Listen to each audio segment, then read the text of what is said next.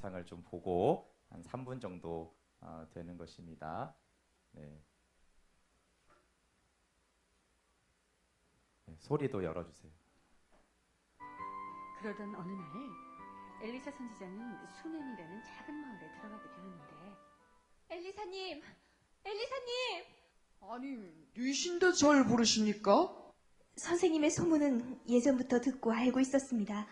엘리사님, 혹시 폐가 되지 않는다면 저희 집에 들러 식사라도... 이렇게 고마울 때가. 변변치 못하지만 자, 이 새 옷으로 갈아입으세요. 그리고 모쪼록 내 집이려니 생각하시고 편히 쉬었다 가세요. 이러시지 않으셔도 되는데. 아닙니다. 부디 편히들 쉬었다 가세요. 이렇게 환대를 받고 내 그냥 있을 수 없지. 뭐 좋은 방법이 없겠느냐. 엘리사님, 이 집은 아주 부자여서 그다지 필요한 게 없을 것 같은데요? 그래? 참, 엘리사님, 그러고 보니까 이 집엔 아이가 없질 않습니까? 옳거니. 그래, 이 집에 아들 하나만 있으면 부러울 게 없겠구나. 여보시오 부인, 당신은 내년 이맘때쯤 아들을 낳을 것이요. 아들이라고요? 아유, 농담도 참... 엘리사의 말처럼 아이가 생겼을까, 안 생겼을까? 생겼어요. 그래, 그 이듬해 정말 씩씩하고 무척 예쁜 아이가 태어났어. 우와.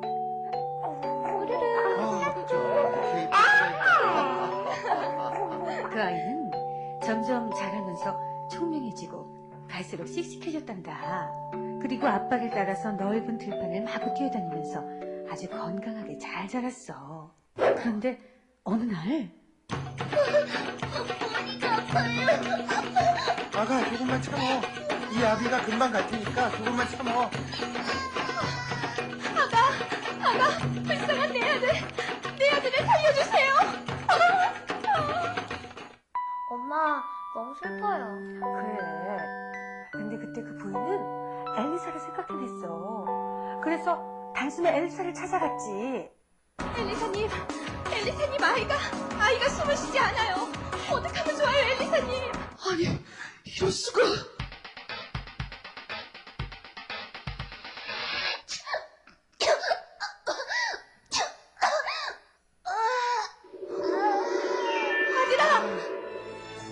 엘리사님, 정말 고맙습니다.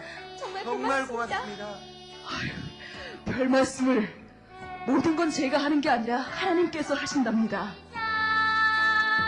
네, 자, 의욕을 많이 시은아, 이거 봐. 했지만 네, 여기까지 부탁하겠습니다. 아이들에게는 이렇게 이 얘기를 들려주더라고요. 네, 언약 안에 있는 귀한 수넴 여인이라고 했는데요.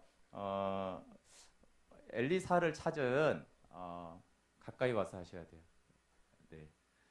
엘리사를 사람들이 많이 찾아왔습니다. 왜냐하면 이제 엘리사는 그냥 엘리사라고도 나오지만 이렇게 하나님의 사람 이렇게 많이 이제 표현이 되어집니다. 컴퓨터 눌러보세요. 한번 줘보세요. 네. 네, 됐습니다.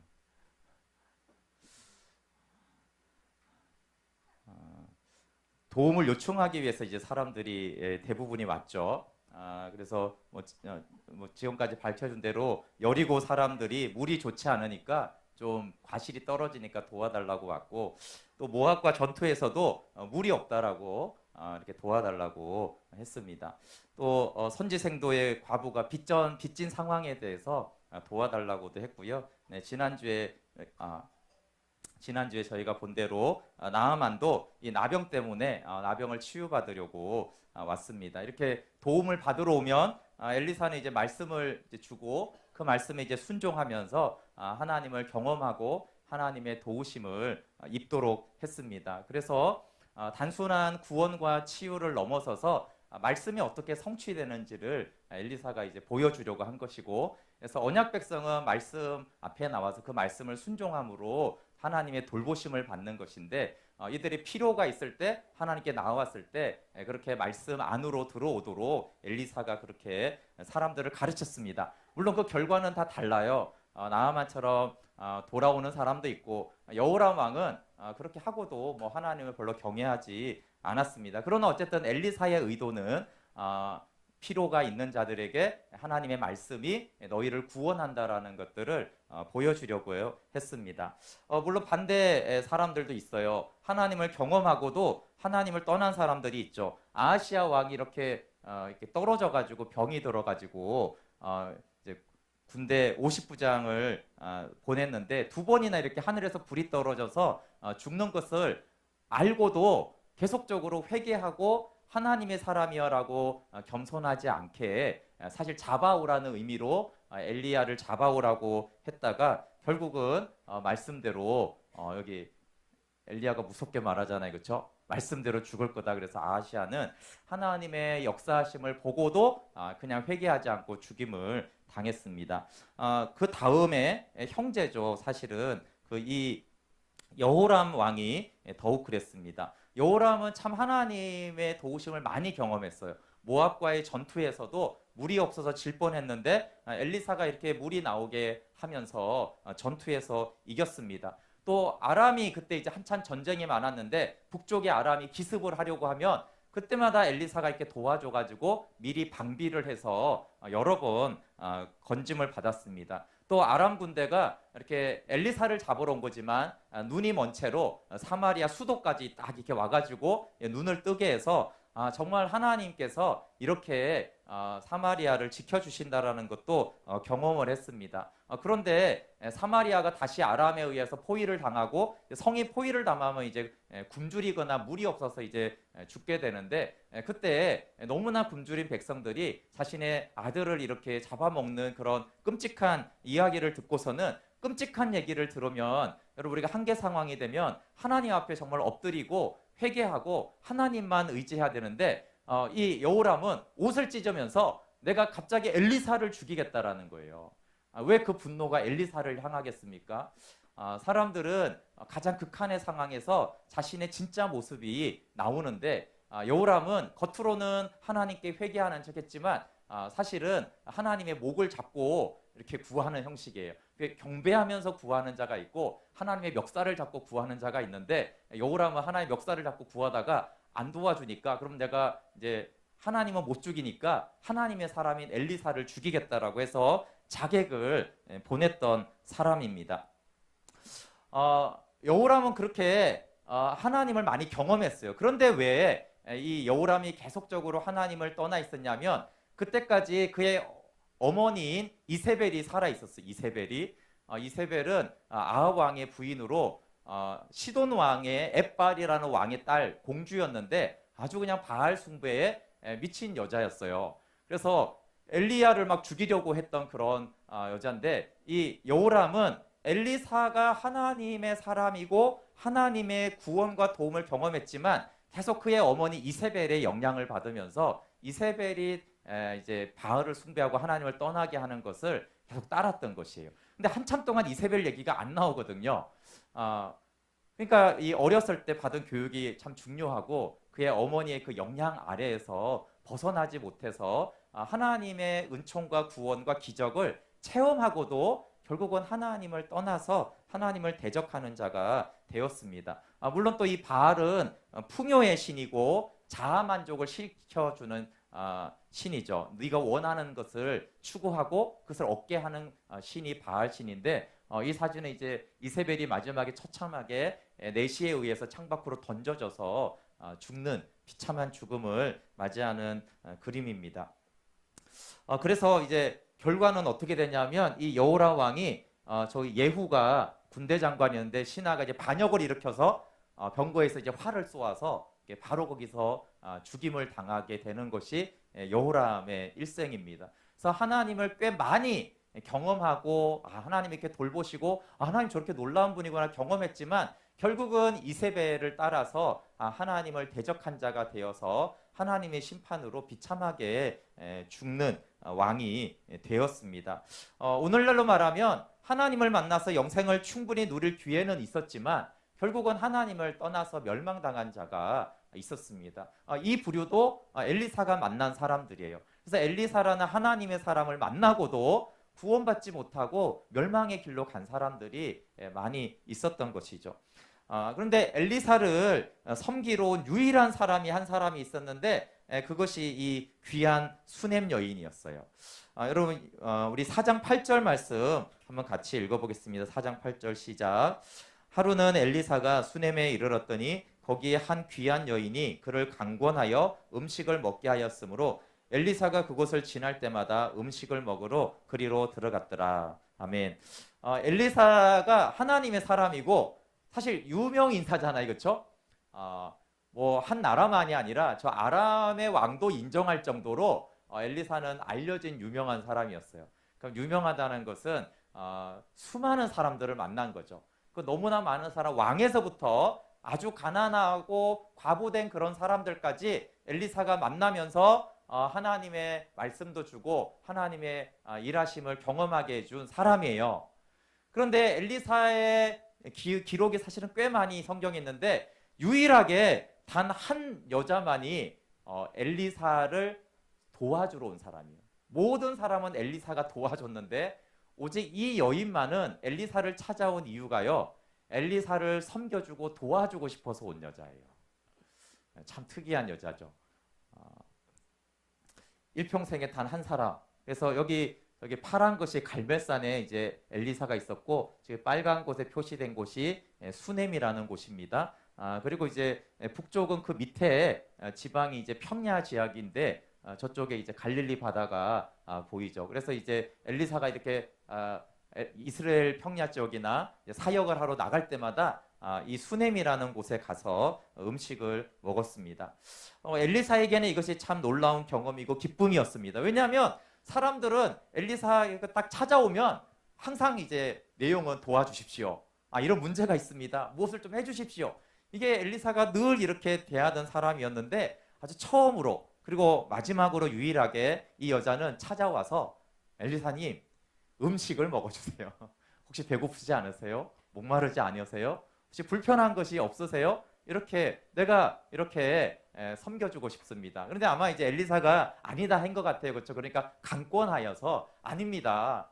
꼭 이 음식을 먹으십시오. 전혀 이것은 부담되는 일이 아닙니다라고 해서 섬겼습니다. 그래서 여러분 첫 소개를 어떻게 하냐면 한 귀한 여인 이렇게 소개해요.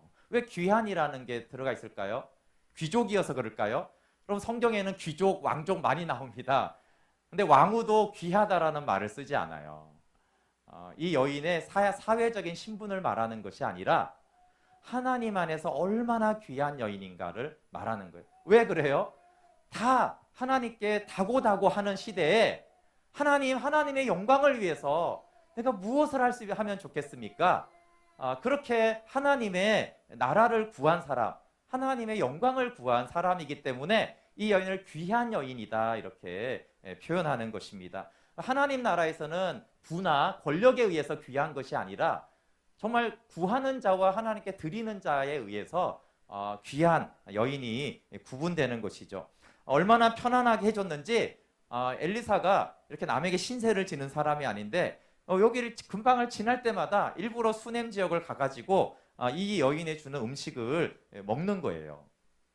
근데 사실 이제 거리가 꽤 되기 때문에 다른 지역으로 갈 수도 있을 텐데 이제 요 금방만 지나가면 그런 거 있잖아요, 그렇죠? 꼭 참새가 방앗간을 가듯이 엘리사의 마음은 수넴 여인의 집에 가서 음식을 먹고 가야겠다. 즉 음식이 아니죠, 쉼을 말하는 거예요, 그렇죠? 어떤 안식과 편안함과 안식을 제공하는 곳이 되었다라는 것입니다. 그런데 이 수넴 여인이 이 음식을 대접하는데 그치지 않고 이 엘리사를 보면서 엘리사를 위해서 방을 만들어주고 싶다는 생각이 들었어요. 그냥 처음에는 이렇게 이제 먹는 것이 혹시 배고플 바가 했는데, 왜냐하면 이렇게 거리가 꽤 먼데 물론 이제 그냥 지나갈 수도 있지만 숙소가 있으면은 혹시 저녁에 도착했을 때는 좀 이 수넴에서 자고 가도 좋을 텐데 근데 이 유명 인사는 원래 자는 게 쉽지가 않습니다. 꼭 돈이 없어서라기보다 굉장히 불편한 일이죠. 그렇죠? 어디 대통령이 이 고양시 일산에 와가지고 자는 게 매우 힘들어요. 물론 저희 집에 잘 수 있겠죠. 그렇지만 그게 좀 다른 문제입니다. 굉장히 그게 불편한 일이에요. 그러니까 이제 엘리사가 그게 어려웠던 것 같아요. 그거를 이렇게 이 여인이 관찰을 하면서 정말 방해받지 않는 어떤 독립된 공간이 언제든지 오픈된 공간이 있으면 좋겠다라고 해가지고 엘리사를 위해서 이제 방을 만듭니다. 우리 9절 10절 한번 읽어볼게요. 9절 10절 시작. 여인이 그의 남편에게 이르되 항상 우리를 지나가는 이 사람은 하나님의 거룩한 사람인 줄을 내가 아노니 청하건대 우리가 그를 위하여 작은 방을 담 위에 만들고 침상과 책상과 의자와 촛대를 두사이다. 그가 우리에게 이르면 거기서 머물리이다 하였더라. 네, 우리가 이제 가면 이제 음식과 방이 이제 준비가 되는데 그 방에 침상과 책상과 의자와 촛대를 두었는데 그래서 가장 중요한 말씀은 그를 위하여예요. 그를 위하여. 엘리사를 위하여입니다. 여러분 신앙과 섬김의 두 차원이 있습니다. 그래서 우리가 하나님을 신앙을 할 때도 이렇게 나를 위한 신앙이 있고 그를 위한 신앙이 있고 나를 위한 섬김이 있고 그를 위한 섬김이 있습니다. 대부분의 사실은 신앙인들이 하나님께 영광을 드린다고 사실 말은 하지만 대부분 신앙생활을 하는 목적을 보면요, 나를 위해서 하나님을 찾고 섬기는 거예요. 늘 말하지만 왜 예배를 합니까? 예배를 오면서 어떤 마음으로 왔습니까? 하나님을 위해서 예배드리자라고 했습니까? 아니면 나를 위해서 예배하러 왔습니까? 오늘은 무슨 말씀을 주실래나? 어떤 평안을 주실래나? 아니면 그냥 찜찜하잖아요.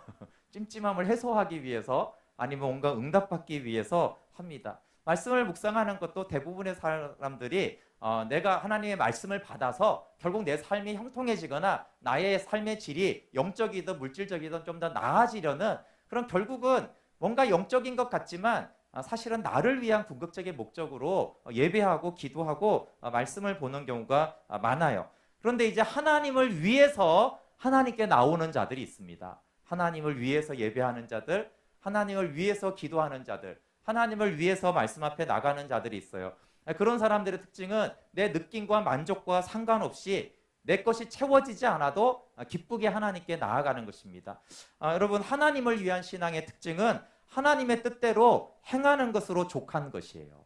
결과가 아니라 내가 하나님의 뜻대로 행한 것으로 족합니다. 그 신앙은 하나님을 위한 신앙이 되고 내가 하나님의 뜻대로 했으니까 뭔가 이런 게 있어야 되는 거 아닙니까? 라고 하면은 하나님을 위하는 척하지만 결국은 나를 위한 신앙생활을 하는 것입니다.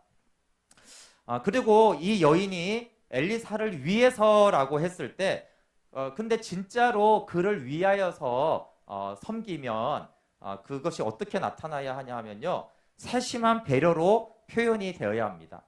13절에 앞부분만 보면 이렇게 돼 있어요. 엘리사가 자기 사환에게 이르되 너는 그에게 이르라 내가 이같이 우리를 위하여 세심한 배려를 하는도다. 이게 이제 칭찬한 게 두 가지인데요. 첫 번째는 우리를 위하여예요. 수넴 여인아, 너는 너를 위해서가 아니라 정말 우리를 위했다. 그리고 그 우리를 위한 것은 같은 의미지만 우리를 위하여 세심한 배려를 했다라는 것이에요. 여러분 이 세심한 배려는 하나님을 사랑하고 이웃을 사랑하는 데 있어서 아주 중요한 요소입니다. 왜냐하면 섬김을 받는데 짜증나는 경우가 가끔 있기 때문이죠. 누군가 나를 섬겨주는데 나는 짜증이 나는 경우가 있어요. 어떤 경우가 그렇죠? 섬기는 사람이 섬기는 기준이 자신이 될 때 섬김을 받는 사람이 짜증이 납니다. 이런 식사 초대하고 잘해주려고 하는데 세심한 배려가 없으면 무례하고 무시당하는 느낌이 들 때가 많습니다. 가장 많은 경우는 부모가 자식을 섬기는데 자식들이 자꾸 짜증을 내는 거예요. 나는 그게 필요 없어. 이렇게 하면서 그 섬김에 대해서 자꾸 화를 내는 경우가 많이 있습니다. 이 섬긴다라는 것은 행위가 이전에 섬김은 원래 타인 중심이어야 돼요. 섬김을 받는 자가 중심이 돼야 되는데 우리는 섬기면서 내가 기준이 되어서 섬기는 것이죠. 그래서 내가 보기에 좋은 것을 자꾸 먹으라는 거예요. 내가 보기에 좋은 것을 자꾸 하라고 하는 것이고 내가 보기에 좋은 것을 자꾸 입으라고 하는 거예요. 그리고 내가 보기에 좋은 것을 그것을 받으라고 하는 것이죠. 근데 내가 중심이 되어 섬기는 것은 결국 나를 위한 거죠. 근데 포장은 남을 위해서라고 하지만 내가 기준이 되면 다 나를 위한 것입니다. 신앙도 그렇다고 그랬죠. 내가 기준이 되면 모든 신앙 행위는 나를 위한 것이고 내가 기준이 되면 다른 사람을 도우면서 사실 나를 위한 것이 되는 거예요. 그래서 정말 너를 위하여인가라는 것이죠. 너를 위하여라면 어떤 게 따라온다고요? 세심한 배려가 따라오게 되어 있는 것이에요. 그래서 세심한 배려가 없는 것은 사실은 섬김이 아닌 것이죠. 제가 이 세심한 배려라고 찾아보니까 세심한 배려를 하면 돈도 잘 번다라고 나오더라고요. 이 짬뽕집인데 이 돈 잘 버는 방법 이게 뭐냐면 손님들이 불편하지 않게 미리 챙겨주는 세심한 배려를 하니까 손님들이 이 식당에 많이 와서 돈을 잘 번다라고 하는 거예요. 여기 밑에 보면 그럴 때는 손님이 부르기 전에 꼭 먼저 미리 가서 챙겨라. 이것이 남편의 그 장사하는 원칙이라고 합니다. 그러니까 이 본질은 돈 벌기 위해서 그런 게 아니고 정말 고객을 생각하다 보면 고객이 사장님 부르기 전에 가가지고 다 그것들을 하나하나 챙겨주는 거죠. 이 집에는 이제 짬뽕 국물에 이렇게 여자들이 머리가 흐르잖아요, 그렇죠? 그러면 달라고 하기 전에 머리띠를 가서 주고 튀기려고 하면 튀기기 전에 앞치마를 갖다 주고 이게 홍합이 껍질이 많이 쌓이면 치워달라고 하기 전에 가서 이제 그런 걸 다 걷어와서 그런 세심한 배려를 하는 것이에요. 남을 섬기다 보면 하나님께서 보편적인 은혜죠. 그래서 돈을 많이 번다고 합니다. 얼마나 버는지 모르지만 세심한 배려는 나를 기준으로 하지 않고 상대방을 기준으로 섬기는 마음과 행동입니다. 제 생각에는 이 수넴 여인이 음식을 주면서 같이 앉아서 안 먹었을 것 같아요. 왜냐하면 엘리사는 항상 사람들이 와갖고 말하는 사람이거든요. 그렇잖아요. 어떻게든 하나님의 말씀이라도 하나 더 들으려고 어떻게든 그 지혜를 들으려고 엘리사를 가만 안 놔준다나요. 어디를 가든. 그럼 왜 이 여인이라고 그런 마음이 없었겠어요. 그렇죠? 그렇지만 이 여인은 그 방에다가 음식을 주고 누워서 먹던 일어나서 먹던 퍼져서 먹던 러닝거를 입고 먹던 편하게 먹으라고 아마 그렇게 해줬을 거라는 생각이 들어요. 그러나 어쨌든 엘리사가 보기에는 음식을 줄 때든 방을 만들 때든 굉장히 세심하게 배려를 해주고 있다라는 것을 엘리사가 느꼈습니다. 여기 엘리사의 방에도 책상과 의자, 이게 오늘날에는 책상과 의자가 당연하지만 이게 지금 언제 시대입니까? 그렇죠? 거의 3000년 전에 가까운 시대에 책상과 의자는 보편적이지 않아요. 그러나 선지자에게는 매우 중요한 거였죠. 그러니까 그냥 이렇게 아마 이 여인의 방에는 책상과 의자가 없을 수 있어요. 그렇잖아요. 보통 사람들에게 고대 시대 때는 책상과 의자가 필요하지 않았거든요. 그렇지만 선지자에게는 책상과 의자와 촛대가 또 필요했던 것이에요. 그래서 엘리사가 어떤 사람이고 엘리사가 뭘 필요로 하는지를 생각해서 이 방을 꾸며주고 필요한 것들을 채워준 것들을 알 수가 있습니다. 그리고 이제 엘리사를 섬긴 이유가 아주 중요한데 9절 말씀 같이 한번 읽어볼게요. 9절 다시 한번 시작. 여인이 그의 남편에게 이르되 항상 우리를 지나가는 이 사람은 하나님의 거룩한 사람인 줄을 내가 아노니. 네, 그 존재로 인해서 엘리사를 섬긴다는 것을 알 수가 있어요. 엘리사에 대해서 엘리사는 우리에게 황금알을 낳는 거위입니다. 이렇게 말하지 않은 거예요. 엘리사는 우리가 위기에 처했을 때 도움이 될 사람이니까 보험을 들어놓듯이 챙깁시다. 이런 게 아니에요.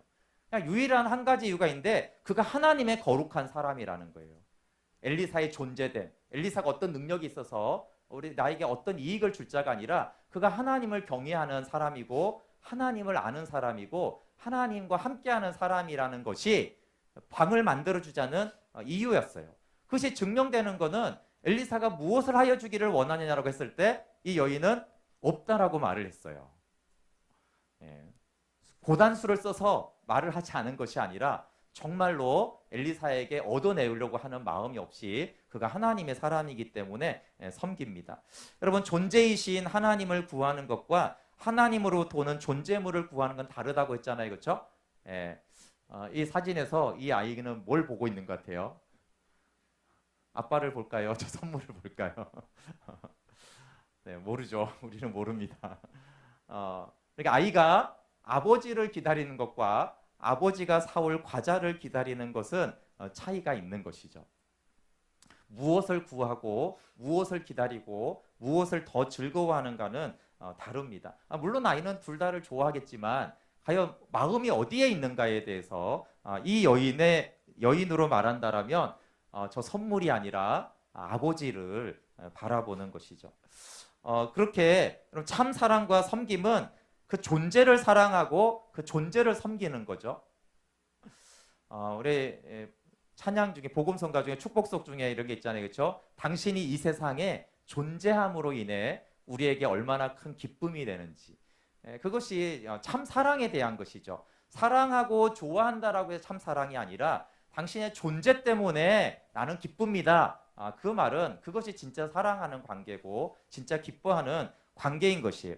근데 우리가 자녀가 이렇게 어릴 때는 존재로 기뻐하다가 자꾸 자라면서 조건적인 사랑을 자꾸 하게 돼요. 하니 안 하니로 우리가 사랑을 주고 안 주게 돼 있습니다. 예. 여기 보면은 우리 서한이와 서로가 있어요. 이 아이들은 뭘 하기 때문에 부모가 기뻐하는 거죠? 이 아이들이 존재 때문에 그렇잖아요, 그렇죠? 하는 건 뭐 먹고 싸는 거죠. 가끔 웃고, 그러나 우는 걸 더 많이 하고.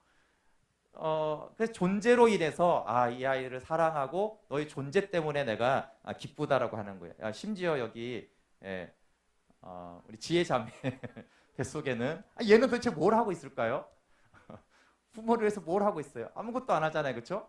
사실 보이지도 않아요. 그렇지만 그 존재 때문에 너를 기뻐한다. 존재 때문에 좋다. 그렇죠? 지혜자매, 강렬 형제, 뭘 해서가 아니잖아요. 그러니까 그 존재로 인해서 내가 너를 기뻐한다. 너의 존재 때문에 내가 너를 사랑한다고 하는 것이 진짜 사랑인 것이에요. 인간이 타락했음에도 불구하고 하나님이 그 그림자를 태 속에 있는 아이나 아기들을 통해서 남겨준 거예요. 이게 진짜 사랑이란다라고 하는 것이죠. 그러면 여러분, 하나님은 우리를 언제나 존재로 사랑하세요. 근데 하나님은 우리가 아기 때나 컸을 때나 동일하게 언제나 우리를 존재로 사랑하세요. 존재로 기뻐하시고. 근데 우리가 자꾸 이제 사람들이 그렇고 심지어 우리 자녀들도 존재로 사랑하다가 조건적인 사랑이 되면서 하나님도 자꾸 조건적인 사랑으로 날 사랑하지 않을까 자꾸 오해를 하는 것이죠. 근데 하나님은 우리를 존재로 사랑했어요. 그것을 로마서 5장 8절에는 우리가 죄인 되었을 때, 우리가 원수 되었을 때도 그 존재로 내가 너를 사랑했다. 그래서 그걸 어떻게 믿습니까? 라고 했을 때 네가 죄인 되었을 때 아들을 십자가에 못 박지 않았느냐? 네가 언제 거룩하고 의로울 때 내가 너의 아들을 내가 주었느냐라고 말하면서 나는 너를 존재로 사랑하고 있다라는 것이에요. 그것이 하나님의 마음이고 사랑이에요. 그런데 이 여인은 존재로 하나님을 사랑할 줄 알았어요. 하나님은 우리를 존재로 사랑하시고 우리가 하나님을 존재로 사랑할 때 그것이 가장 완전한 사랑이고 연합이고 기쁨인 것이죠. 근데 자꾸 하나님은 우리를 존재로 사랑하는데 우리가 자꾸 하나님을 조건적으로 사랑하는 거예요. 하나님이 나에게 기쁨을 주고 응답을 많이 주고 내가 원하는 것을 채워주면 하나님을 기뻐하고 그러지 않으면 하나님을 기뻐하지 않는 현상들. 자꾸 우리가 아이가 어릴 때는 뱃속에 있을 때는 그냥 애가 있는 것만 해도 기뻤는데 자꾸 공부를 잘해야 되고 말을 잘 들어야 되고 책을 읽어야지 기쁘고 잠을 잘 자야지 기뻐하는 이렇게 점점 변해가면서 가족 안에서조차도 그 온전한 사랑이 없어지면서 자꾸 우리가 하나님에 대한 사랑을 오해하면서 이런 수냄 여인과 같이 하나님을 사랑하고 섬기는 언약 백성에서 자꾸 멀어져 가는 것입니다. 여러분, 존재를 구하는 사랑, 그래서 그 존재 안에서 하나님과 연합된 사랑과 우리가 일반적으로 기도를 많이 하고 어떤 존재물을 많이 얻은 사람하고는 차이점이 있어요. 존재를 구하는 신앙은 충만할 때와 메마를 때가 동일하게 하나님을 사랑하는 것입니다. 그런데 존재물을 많이 받은 사람은요, 많이 받을 때는 꼭 주님과 연합된 사람하고 거의 똑같아요. 존재물을 많이 얻을 때는 자기를 부인하고 모든 사람을 용서하고 모든 것을 내어줍니다. 그러나 하나님이 메마르게 할 때는 완전히 돌변해서 믿지 않는 자와 똑같은 생각과 행동을 하게 되어집니다. 그러면 이 존재를 구하는 자에게 하나님이 어떻게 했는지가 13절에 나와 있어요. 13절에 한번 읽어볼게요. 시작. 엘리사가 자기 사환에게 이르되 너는 그에게 이르라 내가 이같이 우리를 위하여 세심한 배려를 하는도다. 내가 너를 위하여 무엇을 하랴? 왕에게나 사령관에게 무슨 구할 것이 있느냐 하니 여인이 이르되 나는 내 백성 중에 거주하나이다 하니라. 네. 우리를 위해서 세심한 배려를 한 이 여인에게 엘리사는 내가 너를 위하여 무엇을 하랴라고 했어요. 그래서 이 여인은 유일하게 엘리사를 존재로 섬기러 온 여인이고 엘리사가 유일하게 먼저 가가지고 네가 원하는 것이 무엇이냐 한 사람도 유일해요. 다른 사람들은 다 이렇게 도와달라, 고쳐달라, 구해달라 이렇게 했지만 이 여인은 엘리사가 먼저 가가지고 내가 너를 위해서 무엇을 하랴라고 했습니다. 그런데 여인의 대답이 놀라웠죠. 없습니다. 그랬어요. 없습니다. 항상 우리를 지나가는, 그러니까 엘리사와 만난 지 꽤 오랜 시간이 지났지만 엘리사에 대해서 구하는 것이 하나도 없었고 내가 너를 위해서 무엇을 하랴라고 했어요. 솔로몬은 지혜를 구했잖아요. 그렇죠? 근데 이 여인은 심지어 없습니다라고 했습니다. 없습니다라고 하니까 어떻게 했어요? 엘리사가? 그러냐 관두자 그러지 않았고요. 알아서 자녀를 낳게 해 주었습니다. 네. 이 여인이 설마 이걸 구해도 될까? 이런 거는 기대해서는 안 되지라고 했던 거. 그러나 가장 간절히 원했던 그것을 엘리사가 알고 응답을 해준 것이죠. 그럼 그것을 예수님은 이렇게 말했어요. 같이 마태복음 6장 33절 읽어볼게요. 시작. 그런즉 너희는 먼저 그의 나라와 그의 의를 구하라. 그리하면 이 모든 것을 너에게 더하시리라. 하나님의 나라와 의를 구할 때 하나님이 우리의 필요를 채우시는데 어떻게 채우시죠? 우리는 우리의 필요를 몰라도 하나님은 우리의 필요를 아신다는 거예요. 그래서 오히려 더 거꾸로 이렇게 된 거죠. 이 여인은 세심한 배려로 엘리사를 위했고 엘리사는 어떻게 했어요? 세심한 배려로 이 여인을 위했어요. 그럼 우리가 하나님을 존재로 구하고 하나님을 세심하게 섬길 때 하나님도 너무나 세심하게 우리가 이거 구해도 되나? 구하면 안 되는 거 아니야? 에이 그런 거는 안 되는 거잖아 했던, 그러나 너무나 세심하게 그 필요와 마음을 아시고 여호와를 기뻐하라. 그러면 그가 내 마음의 소원을 이루어 주시리라. 시편 37편의 말씀대로 이 여인은 하나님을 기뻐하니까 하나님이 그의 마음에 깊은 것, 그러나 입으로 꺼내지도 못했던 그것들을 응답해 주셨습니다. 이 여인에게는 계속적인 이런 하나님의 돌보심이 있었어요. 이제 시간이 좀 더 지난 다음에 엘리사가 권면으로 수넴 여인이 흉년 기간 동안에 블레셋에 좀 갔다가 오라고 해서 이 여인이 7년이라는 기간 동안을 갔다가 다시 돌아와요. 그랬더니 이 땅과 토지를 다른 사람들이 이렇게 가지게 된 거예요. 그래서 그것을 되찾기 위해서 이제 여호람 왕에게 호소하러 갔는데 그때 마침 게하시가 엘리사의 사원 게하시가 왕에게 이 수넴 여인 얘기를 하고 있었던 거예요. 그래서 이 수넴 여인이 원래 호소하러 갔거든요. 호소라는 게 뭐예요? 꽤 어려운데 호소를 해서 정당하게 내가 얻고 싶었는데 이 여인은 호소하지 않아도 됐어요. 왜요? 마침 게하시가 이 수넴 여인 얘기를 하고 있는데 수넴 여인이 딱 들어오잖아요. 어떤 얘기였어요? 이 수넴 여인의 아들이 죽었는데 살아난 얘기를 하고 있었어요. 그러니까 수넴 여인이 너무나 자세히 얘기해 주니까 여호람 왕이 너무나 기뻐하면서 근데 왜 왔어? 그랬더니 이래서 왔어. 그래 그러면 그렇게 이렇게 된 것이죠. 그래서 뭐 호소할 것도 없이 너무나, 근데 하필 왜 이 여인이 왕을 찾아갈 시간에 왜 게하시가 이 수넴 여인 얘기를 하고 있었겠어요? 내가 너에게 무엇을 하기를 원하느냐라고 하나님이 미리 응답을 해주신 거예요. 아기를 줄 때도 그랬고 이 토지 문제와 억울한 문제에 대해서도 하나님은 이 여인이 구하기도 전에 이미 응답으로 함께 해주신 것이죠. 그럼 게하시가 왕에게 말할 확률이 매우 적습니다. 엘리사하고 여호람 왕이 그렇게 사이가 안 좋았기 때문에 엘리사의 게하시가 왕에게 말할 기회가 많지 않죠. 또 말을 하다가도 하필 그 수넴 여인을 말할 확률이 얼마나 되겠어요, 그렇죠? 근데 하나님은 이 여인이 뭘 구하기도 전에 항상 먼저 가 계셔서 이 여인을 위해서 어떻게 해요? 이 여인이 먹을 음식을 준비하는 거예요. 마치 이 여인이 엘리사가 오면은 엘리사를 위해서 알아서 세심하게 음식을 준비하듯이 하나님은 이 여인이 가는 곳마다 미리 알아서 이 여인이 먹어야 될 양식들을 준비하여서 이 수넴 여인을 먹이셨습니다. 그리고 이 존재를 구하는 자의 가장 큰 축복은 하나님과의 연합인데요. 당황스러운 사건이 생기는데 이렇게 하나님이 준 수넴 여인의 아들이 잘 자라다가 갑자기 저렇게 아버지하고 있다가 아파하다가 갑자기 이제 죽어버렸어요. 하나님을 사랑하고 하나님의 존재를 구하던 자에게도 이런 고난과 무덤이 왔습니다. 그러나 이 절박한 무덤에서도 이 수넴 여인은 오직 엘리사와 함께하는 엘리사의 존재를 구하는 것을 볼 수 있어요. 우리 4장 30절 말씀 한번 같이 읽어볼게요. 4장 30절 시작. 아이의 어머니가 이르되 여호와께서 살아계심과 당신의 영혼이 살아계심을 두고 맹세하노니 내가 당신을 떠나지 아니하리이다. 엘리사가 이에 일어나 여인을 따라가니라. 아이가 죽었는데 당신을 떠나지 않겠다라는 거예요. 함께하는 동행과 연합을 구했을 때 이제 이 엘리사가 찾아갑니다. 그러면서 이 아이의 죽음을 통해서 이 여인은 놀라운 신앙의 그 어떤 높은 차원을 경험하게 되는데 이 고난을 통해서 하나님과의 연합을 그가 알게 되어집니다. 엘리사가 죽은 여인의 아들을 살리는 과정을 보면은 이 십자가와 부활의 사건이 그대로 증거되는 것을 볼 수가 있어요. 우리 33절과 34절을 한번 읽어볼게요. 33절, 34절, 33, 35절까지 시작.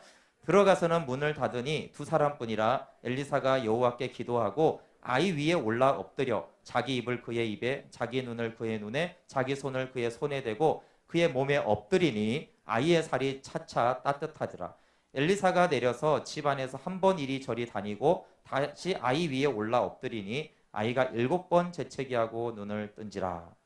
여러분 이 사건은 예수님이 나는 부활이요 생명이라고 하면서 죽은 나사로를 살리는 것과 같은 경험을 이 여인이 하게 되어집니다.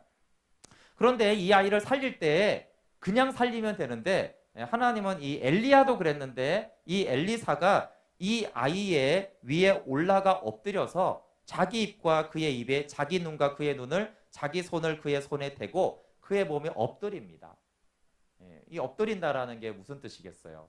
찬양 중에 주의 손에 나의 손을 포개고 주의 나의 발을 포개요. 이 찬양의 가사가 뭘 의미하는 거예요? 포갠다라는 의미는 하나가 된다라는 것이잖아요. 그렇죠? 연합된다라는 것을 말은 하는 거예요. 그런데 뭐 이것은 제 그냥 묵상이지만 이렇게 포갤 때 두 번을 포개는 거예요. 두 번을. 한 번 포개는 게 아니라 처음에 이렇게 연합이 되고 포개어질 때 엘리사가 죽은 아이의 죽음에 연합되는구나. 그리고 다시 두 번째 포개어질 때 이 아이가 엘리사의 부활 생명에 연합되어 살아나는 것이죠. 그래서 예수님과 함께 죽고 함께 부활해야 되는데 이 두 번의 연합을 통해서 이 아이가 부활함으로 다시 살아남으로 하나님의 생명의 능력을 경험하게 되어집니다. 죄인 되어 죽은 우리가 하나님과 연합되어 예수님과 연합되는 것이죠. 근데 우리가 보통은 우리가 십자가에 못 박히신 예수님과 연합된다. 그래서 우리가 예수님과 함께 죽는다 이렇게 하잖아요. 그렇죠? 근데 사실 좀 더 정확하게 표현을 하면 예수님이 죽은 우리를 찾아와 연합됨으로 함께 죽어주시는 거죠. 우리는 이 죽은 아이와 같아요. 죄인은. 죽은 아이가 어떻게 엘리사를 찾아가겠어요. 그렇죠? 죽은 아이 입장에서 죽은 아이가 어떻게 먼저 엘리사와 연합이 되겠어요. 그래서 이 죽은 아이는 아무것도 못하는 거예요. 아무것도 못하고 그냥 죽어 있는 것이죠. 그러니까 이 죽은 아이를 위해서 누가 움직여요? 엄마인 수넴 여인이 움직이는 거예요. 먼저 하나님의 사람을 알았던. 그렇죠? 그래서 먼저 믿은 자가 하나님께 구하거나 성령께서 우리를 간구하심으로 그리고 어떻게 돼? 엘리사가 이 죽은 아이를 찾아오잖아요. 그래서 예수님이 우리를 찾아오는 것이죠. 그래서 정확하게는 우리가 십자가로 먼저 가는 게 죄인은 갈 수가 없어요. 그래서 먼저 죽은 우리를 엘리사가 찾아오듯이 예수님이 우리를 찾아오십니다. 그러면 우리는 어때요? 우리는 이미 죽은 존재예요. 그래서 이 아이처럼 죽은 존재인 것이죠. 그런데 죽은 우리 위에 예수님이 포개어지심으로 그분이 우리와 함께 십자가에 달리는 것이. 그러니까 처음의 연합은 자세히 보시면 이미 죽은 우리의 예수님이 죽음에 참여하여서 예수님도 함께 죽는 거예요. 그렇게 해서 그것이 엘리사가 처음 이 아이와 연합되어 죽은 것입니다. 그리고 두 번째 연합은 어떻게 되어지죠? 이제 우리가 예수님과 함께 죽은 우리가 예수님의 십자가에 참여할 때 우리는 주님과 함께 부활하여서 부활 생명으로 세워집니다. 그래서 아까 했던 그 찬양에 주의 손에 나의 손을 포개고 주의 발에 나의 발을 포개어 주와 함께 죽고 주와 함께 살리라. 너무 좋은 찬양인데 이 찬양이 2절이면 더 좋겠다 이런 생각이 들었는데요. 그래서 우리의 응답이죠. 원래 1절은 어떻게 되지? 만약 1절은 주님이 먼저 주의 손이 나의 손에 포개어지고 주의 발이 나의 발에 포개어진 거죠. 그래서 나와 함께 죽고 나와 함께 사셨어요. 그러니까 주님이 먼저 나에게 포개어져서 나와 함께 죽고 부활하셨기 때문에 이제는 내가 나의 손을 주께 포개는 것이고 나의 발을 주께 포개는 것이죠. 그분이 먼저 오셔서 포개어 주지 않았다라면 어떻게 내가 주님 앞에 나의 손을 십자가에 포갤 수가 있겠습니까? 네, 말씀을 마무리하겠습니다. 이 세 부류의 사람들이 엘리사가 만납니다. 하나님을 경험하고도 하나님을 떠나 멸망의 길을 간 여호람과 같은 사람이 있습니다. 하나님의 말씀이 들려지기도 하고 깨닫기도 하고 하나님이 이렇게 일하시네라는 것을 경험하지만 하나님 앞에 엎드리지 않고, 물론 그때는 그 순간에는 하나님을 인정합니다. 여호람도 그랬어요. 여호람도 사마리아에서 막 그 아람 군대가 눈을 뜨니까 엘리사에게 나의 아버지요 이러면서 하나님을 믿는 것처럼 했어요. 그러나 시간이 지나면 곧 하나님 떠나고 자기를 자랑하고 스스로 교만했습니다. 그리고 두 번째 사람은 하나님의 도움을 구함으로 하나님을 경험한 사람이 있습니다. 그런 사람이 나아만과 같이 지난주에 말씀을 한 사람이에요. 나의 연약함 때문에 내가 하나님께 나아가서 하나님의 구원의 은혜 때문에 하나님, 내가 이 나병 치유받은 것으로 끝나지 않고 내가 이제 하나님을 섬기기 원합니다 라고 하는 두 번째 부류의 사람들이 있습니다. 그리고 세 번째 부류가 오늘 말씀한 이 수넴 여인, 귀한 여인이죠. 그래서 너무 귀한 여인인데 하나님을 존재로 구하고 정말 세심한 배려로 하나님의 나라와 의를 먼저 구했던 사람입니다. 하나님의 사랑을 아마 알았겠죠. 그렇기 때문에 엘리사를 섬세하게 세심하게 존재로 섬겼습니다. 그것이 예수님의 신부고 새 언약 백성에 합당한 삶입니다. 이 여인이 포도나무와 가지의 관계를 가진 신앙인임을 알 수가 있잖아요. 그렇죠? 포도나무와 가지의 관계. 포도나무와 가지는 사실 포도나무에서 가지가 의존적으로 영양분을 공급받습니다. 근데 엄밀히 포도나무와 가지는 상호 교제합니다. 상호 교제하잖아요. 그렇죠? 왜냐면 우리가 뭐 잎의 광합성으로 하면 어떻게 돼요? 햇빛으로 받은 그것들이 또 흘러 들어가잖아요. 그렇죠? 그래서 원래는 우리는 존재적으로 하나님의 은혜, 전적인 은혜로 살아야 되는 존재인데 하나님의 은혜를 받은 자가 이제는 하나님과 상호 교제 교통을 하는 것이 일방적인 은혜를 넘어서서 이제는 상호 교제하는. 근데 언약 관계가 상호적인 관계라고 했잖아요. 그렇죠? 근데 이 여인은 상호적인 관계를 하는 거예요. 존재로 날 사랑하신 하나님께 나도 존재로 하나님을 사랑하고 하나님이 나를 위했기 때문에 나도 하나님을 위하는, 그리고 하나님은 또 이 수넴 여인을 위하고 배려하는, 서로의 마음이 얼마나 하나가 되어 있고 일치가 되어 있는지 모릅니다. 그럼 예레미야 31장에 새 언약 백성의 특징은 이제 너희들에게 하나님을 알라고 하지 않는다고 했어요. 왜요? 먼저 하나님을 아니까요. 그러니까 이 여인에게는 뭐라고 할 말이 없는 거예요. 하나님을 섬기세요. 좀 종을 잘 섬기세요. 좀 배려 좀 이런 말을 할 필요가 없는 이유. 왜요? 이미 먼저 하나님께 나아가니까요. 먼저 하나님을 섬기고 먼저 하나님의 사랑으로 영혼들을 섬기니까 다시는 하나님을 알라고 할 필요가 없게 된 여인을 말하고 있습니다. 하나님이 가장 기뻐하는 관계입니다. 이 수넴 여인의 믿음의 여정을 보면은 존재이신 하나님을 구하고 세심한 배려로 하나님의 사람을 섬겼습니다. 그러니까 하나님이 또 이 여인을 배려했어요. 그러면 다 끝난 것 같은데 이런 아름다운 신앙에도 아들이 죽는 고난이 찾아왔어요. 근데 그 고난에도 원망하지 않고 엘리사와 함께하기를 구했더니 오히려 그 고난이 십자가의 죽음과 부활을 경험하는 이 복음에서 생명으로 나아가는 놀라운 생명의 차원의 신앙으로, 부활의 차원의 신앙으로 나아가는 계기가 되었습니다. 그래서 이 수냄 여인의 그 신앙이 이 성경의 시작부터 끝까지가 얼마나 아름다운 예수님의 새 언약 백성이고 신부로 나오는지 모릅니다. 우리가 나병이 있으면 나아만처럼 하나님께 나아가면 되고요. 그러나 그런 은혜를 이전에 입은 자라면 우리 수냄 여인처럼 주님의 새 언약 백성 되기를 원합니다. 함께 찬양하고 좀 기도하겠습니다. 우리 주의 손에 나의 손을 포개고